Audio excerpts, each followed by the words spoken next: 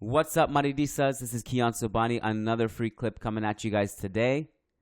This one is taken from our weekly Managing Madrid mailbag podcast. Every single week, Lucas Navarrete and I, we take questions from patrons through our Discord channel and we answer them. And this clip is about Benzema and Harry Kane. And specifically, and this obviously relates to Harry Kane, how much would we have paid for Karim Benzema in 2018 when Ronaldo left if we had the future and we knew exactly how it went down? So knowing everything we know now, Benzema's epic rise, taking the mantle, stepping up when Ronaldo left, the 44 goals in 46 games, the Ballon d'Or, one of the greatest champions in campaigns in history.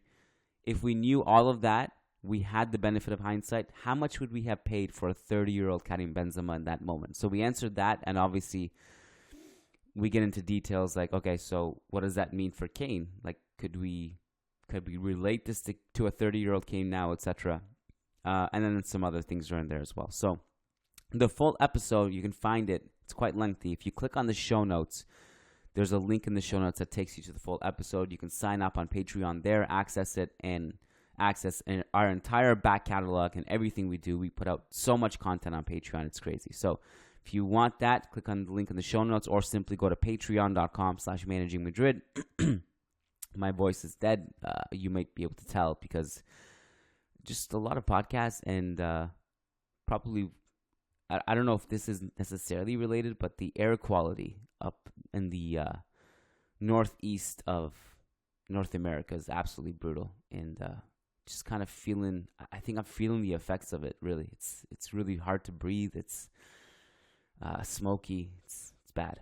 So hopefully that'll recover soon. I also just wanted to say, Houston, if you're coming to see us in Houston, if you're in Texas and you want to make the trip to Houston to see us, or if you're already going to Houston for the game, we're doing a show on July 27th. It's live. It's on 7 p.m. The link is live. So you click on the link in the show notes. You book your spot in Houston. And if you're planning on doing it, do it before July 1st because it saves you $20. So it's an incentive for you guys to book early.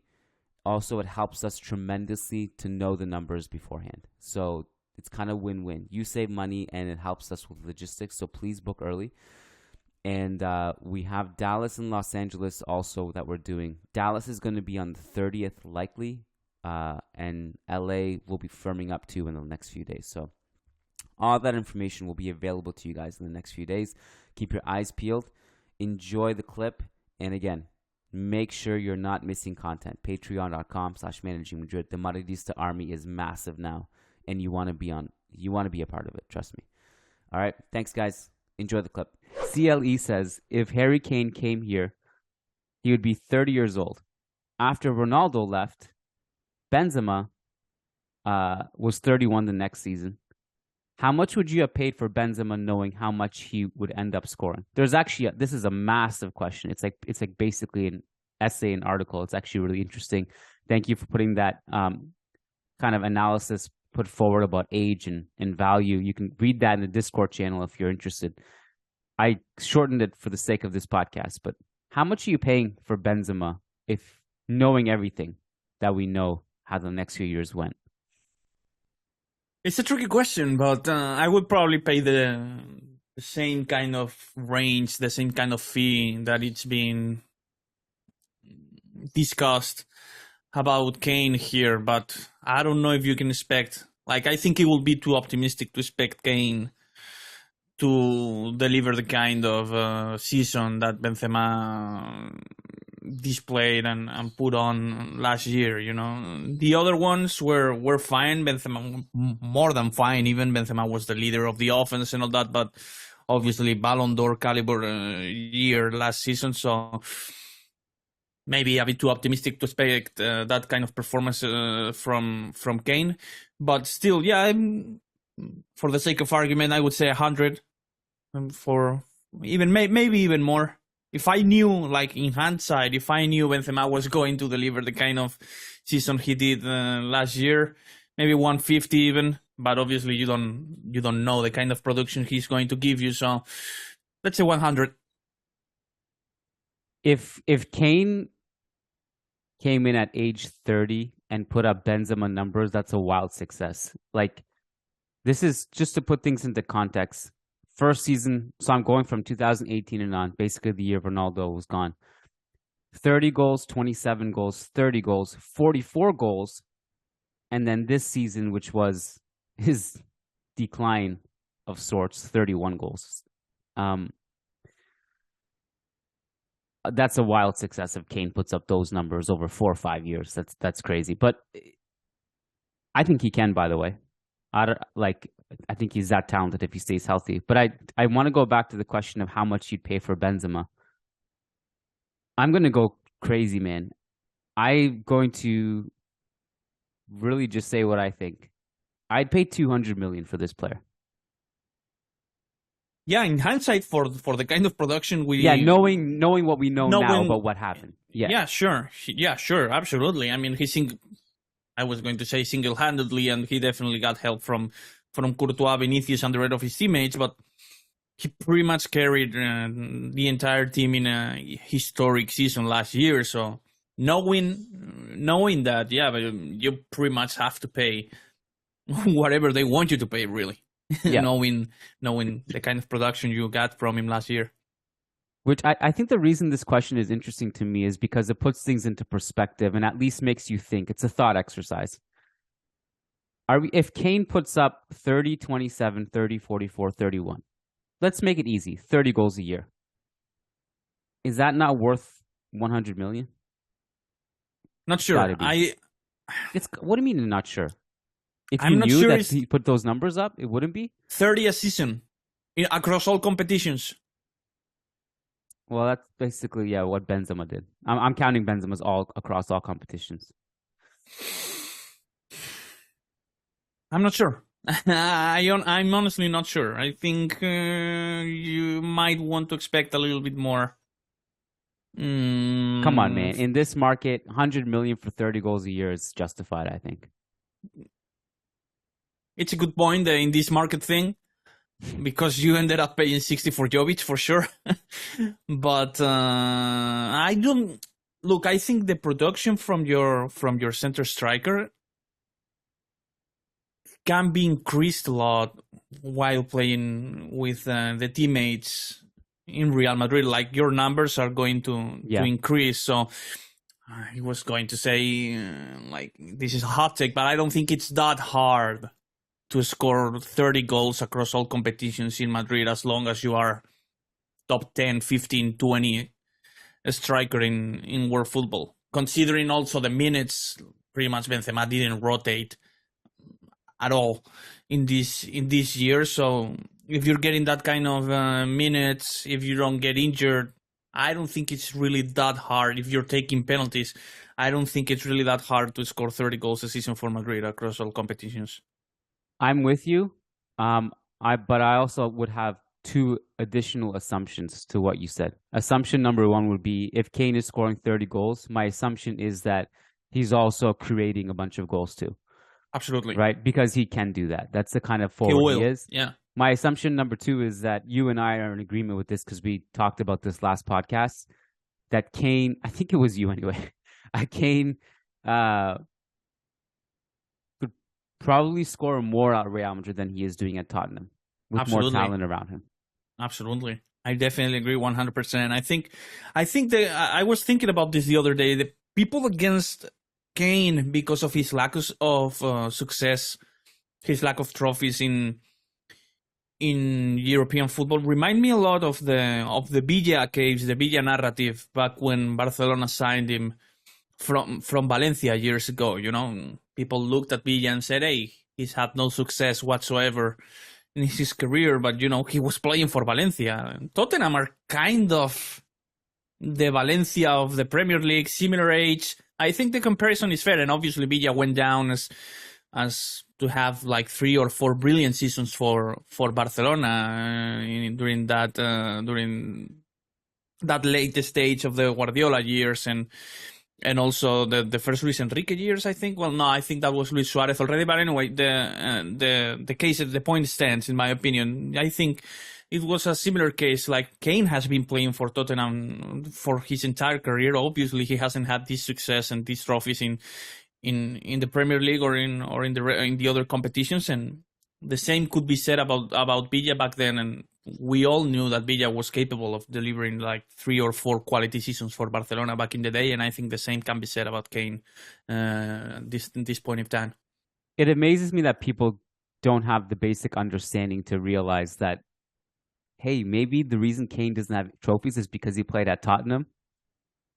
Like, that might not cross your mind. Like, it's hard to win for Tottenham, man. It's hard.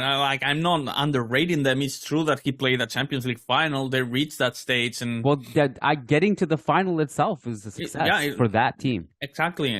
But you should definitely not ask Kane to win trophies while he's been playing for Tottenham. I think the Villa comparison is one I'm proud of. I think it's a good one. The Villa back in the day, Villa was cheaper. I get that point, but the market has also, as you mentioned, today's market is definitely not the same as it was in 2010. I think Villa went for like 40, but I think it's Valencia in those years can be compared to Tottenham, and Villa was similar age, and you kind of can expect the same kind of production from Kane right now than you got from Villa back in the day, Barcelona, obviously. Just on that note, you also heard something. What did your sources say? But like updates on the Kane situation. Well, in case some of the listeners missed it, I published yesterday that Real Madrid are not optimistic about the whole situation, about the whole negotiations and the transfer. They expect Tottenham president Daniel Levy to push really hard in order to keep Kane. Obviously, this is always the strategy and the case with Levy. So Real Madrid are not optimistic about this, and they are obviously exploring other options and other candidates and other ways of replacing Benzema in the starting lineup. I don't have any names in terms of new signings, but one of the alternatives and one of the options that Real Madrid are considering at this moment could be signing quality and a star right winger in order to maybe deploy Rodrigo as a center forward in case that, you know, this other candidate, perfect candidate to replace Benzema as a center forward doesn't really emerge. You know, if that ends up being the case, if Kane isn't available for a reasonable fee, Real Madrid could be exploring the market for the right wing spot and maybe promote Rodrigo to the center forward and see what they have there. Just some quick thoughts on that. I think a few people have asked about the possibility, like, hey, why don't we just sign a winger and then put Rodrigo on as a striker? And my response was like, well, I don't think Rodrigo is a full-time striker, but someone you play there occasionally, or as a backup. My problem is who would that winger be? Exactly, and that was the point I was going to make, is that that winger you're bringing, is it Mbappe or is it Samu Chukwueze? If it's Samu Chukwueze, then I don't think you're going to get enough from that. Absolutely. If it's Mbappe, you're not worried about goals. Sure.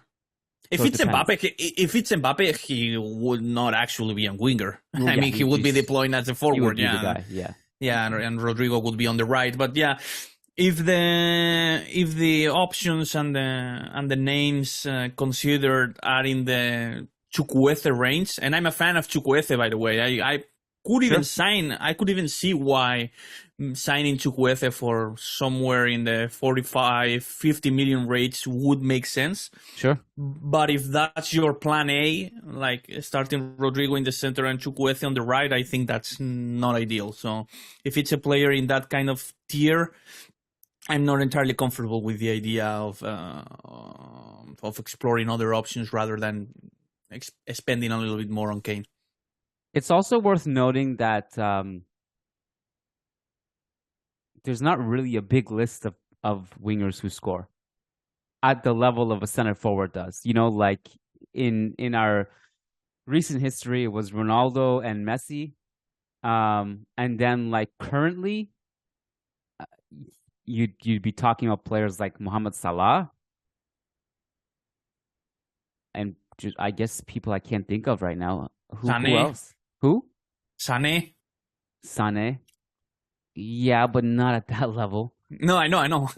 That's actually my point. Like the options are not very appealing in the market. Yeah.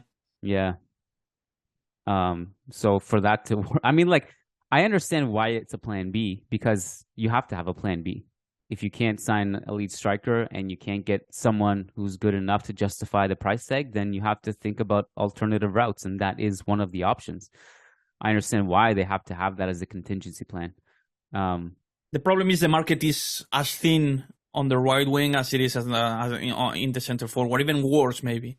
Well, that's why I don't think it's the right winger you have to look for. I agree. Sid brought this point quite a bit up too, and I agree with him that Bellingham is going to bring you goals from midfield too. So that's something, like, as an attacking midfielder. But if you don't get, because we had a big discussion about this last night, and the question was like, what happens if you don't get Kane? How good are we next year? If we get Kane, then I think a lot of those questions are answered. But if we don't get Kane, how good are we? Are we going to be good enough to compete for trophies? And the path to, and it's really hard to see that unless everybody steps up for goals.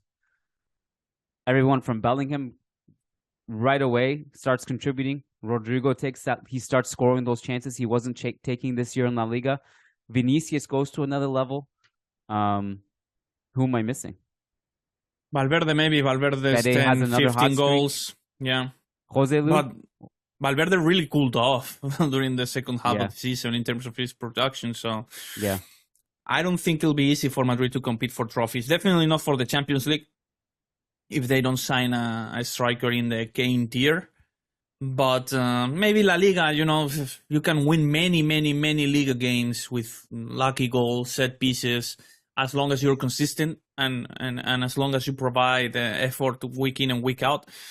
But they definitely wouldn't have this kind of firepower that makes you compete for the Champions League, I don't think. Well, sometimes people bring up the example of, well, Manchester City got to the final without a pure striker. But I think they may not have had the traditional Erling Haaland number 9, but they had players who play that role really well, like Gabriel Jesus, for example. Agüero. I know he was kind of in his decline, but yeah. All right, let's move on.